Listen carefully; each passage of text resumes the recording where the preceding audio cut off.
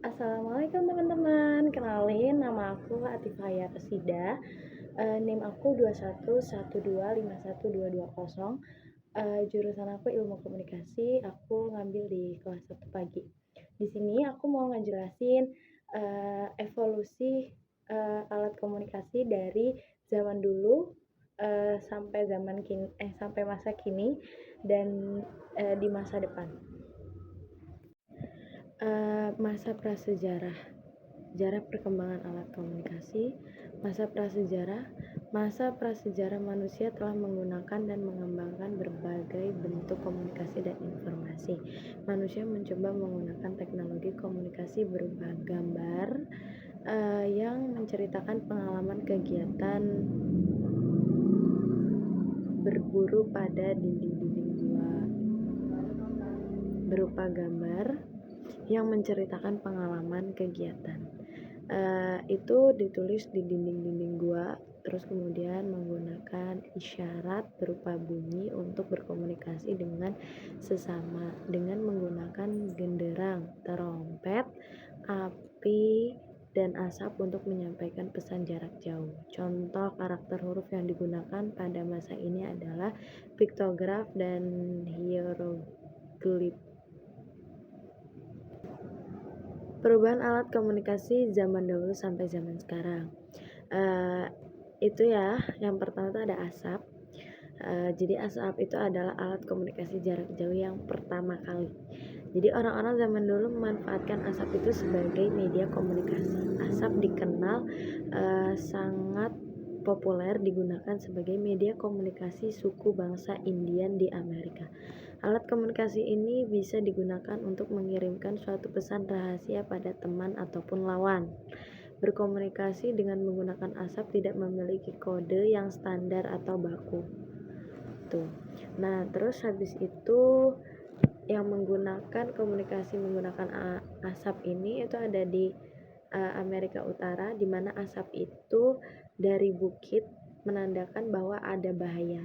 Nah, terus kemudian ada juga di Tiongkok kuno yang memperingatkan bahaya menggunakan sinyal asap dari menara ke menara. Dan di Vatikan masih digunakan untuk pemilihan paus baru.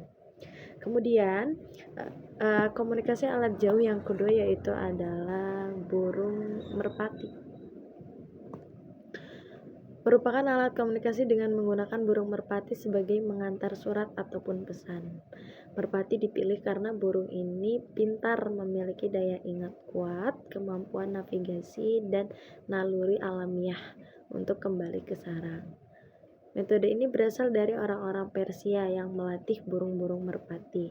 Pertama kali digunakan oleh Sultan Baghdad Nuruddin 1416 untuk mengirimkan pesan sekitar kerajaan. Orang Romawi menggunakan merpati untuk mengirim pesan kepada pasukan militernya.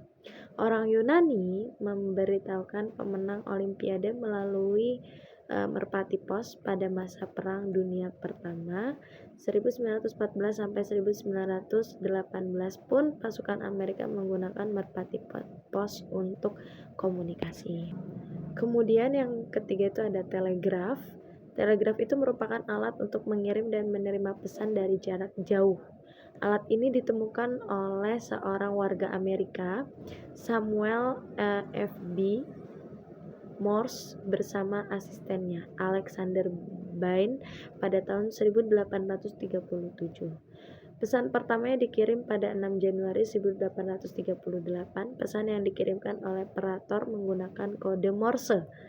Ya, yang sampai saat ini kita ketahui yaitu sandi Morse ya, yang masih dipelajari di sekolah-sekolah yaitu pada kegiatan pramuka. Meskipun media ini sangat efektif dan dulu menjadi primadona, meskipun yang bisa mengirim dan menerima hanyalah orang yang paham kode Morse. Jadi nggak semua orang itu menggunakan kode Morse. Jadi yang menggunakan kode Morse ini, telegraf ini, yang menggunakan kode Morse itu hanya orang-orang yang mengerti dengan kode Morse itu tadi. Nah, berarti kode Morse itu dia bisa berupa suara dan juga tulisan. Tulisannya ya yang seperti kita ketahui ya, yaitu ada garis dan juga titik. Itu. Terus habis itu ada telepon. Yang keberapa ini? Keempat ya. Ya, kemudian ada telepon. Penemuan telepon itu dipicu oleh permintaan penggunaan telegraf yang semakin berkembang dan meningkat. Telepon ditemukan pada sekitar tahun 1876 oleh Alexander Graham Bell. Di Indonesia, telepon lokal pertama digunakan sejak 16 Oktober 1842 yang diselenggarakan pihak swasta. Jaringan telepon pertama ini menghubungkan Gambir dan Tanjung Priuk. Nah, selanjutnya jaringan telepon dibuat di kota-kota besar lainnya. Tahun 1906, perusahaan jaringan telepon diambil alih dan dikelola pemerintah Hindia Belanda melalui PTT. Kemudian ada itu telegram. Telegram baru dipopulerkan pada tahun 1920-an. Telegram itu berisi kombinasi kode yang ditransmisikan oleh telegraf. Telegram ini tarif mengirimnya lebih murah dari telepon. Meskipun tarifnya dihitung berdasarkan jumlah karakter termasuk tanda baca, namun waktu yang dibutuhkan pun sangat singkat. Kurang dari 1 hari, tidak seperti surat. Di Indonesia, telegram dipopulerkan oleh perusahaan Telkom.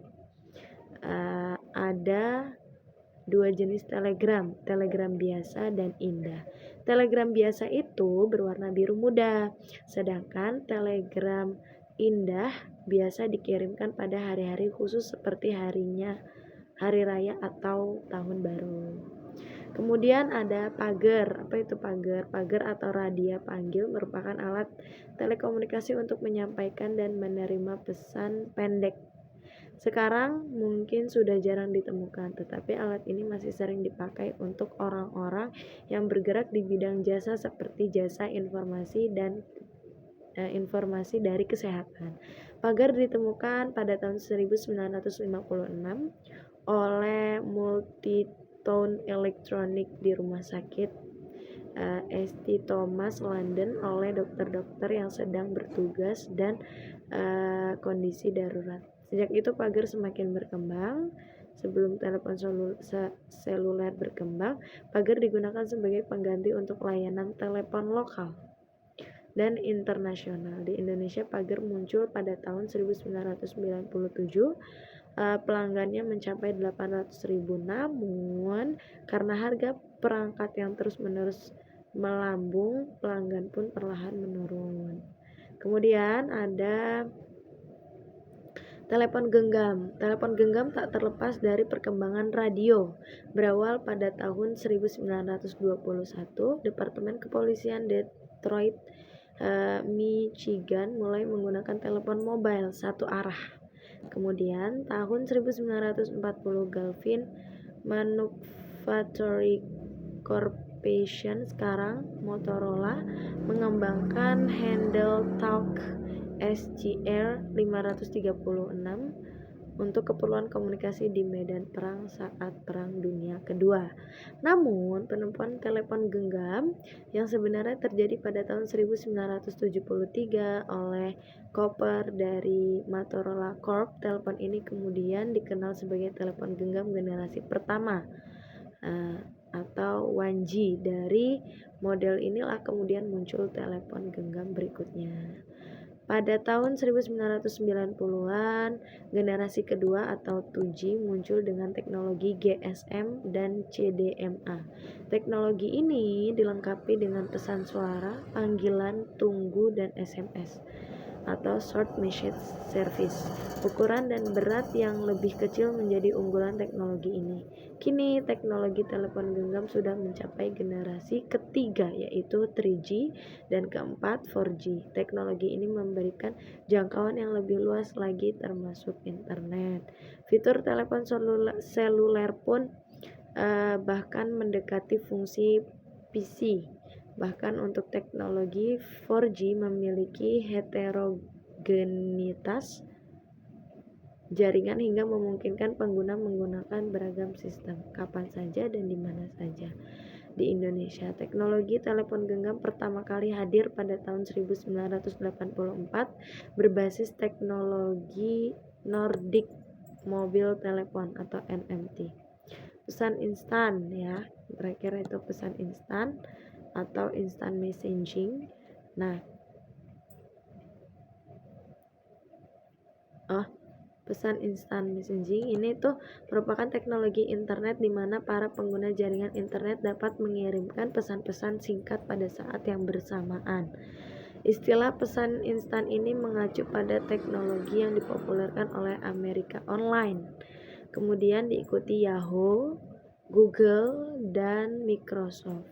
Bermula ketika orang-orang marak menggunakan teknologi secara online awal tahun 1990. Para pengembang peranti lunak menciptakan software chatroom, yakni suatu grup atau perseorangan bisa mengirimkan pesan kepada setiap orang di room tersebut. Tahun 1996, pesan instan ini meledak saat diperkenalkan ICQ, sebuah pesan gratis. Namun IOL atau Amerika Online menjadi pionir dalam komunitas online pada tahun 1997 karena American Online bisa memberikan kemampuan pengguna berkomunikasi dalam waktu yang sama. Dari sinilah semakin berkembang perusahaan-perusahaan lainnya yang menciptakan mesin pesan instan. Habis itu yang terakhir, maaf ya, ini yang terakhir, mobile chat messenger hampir sama seperti pesan instan namun diaplikasikan ke dalam sebuah handphone atau smartphone yang berteknologi tinggi. Ini bisa menggantikan pengguna layanan SMS yang lebih komplit disertai dengan fitur-fitur menarik di notifikasi. Ada banyak sekali aplikasi chat yang sangat terkenal sebagai contoh BlackBerry Messenger, WhatsApp, eBuddy, Mik33, Nimbus, dan masih banyak sekali yang tidak bisa disebutkan satu persatu. Dan untuk teknologi di masa depan yaitu diperkirakan yang seperti kita ketahui dan sudah kita rasakan juga sekarang yaitu adalah AI gitu, dan ada VR, AR, dan juga Internet of IoT, Internet of Technology ya, itu pokoknya. Itu sekian dari aku dan terima kasih.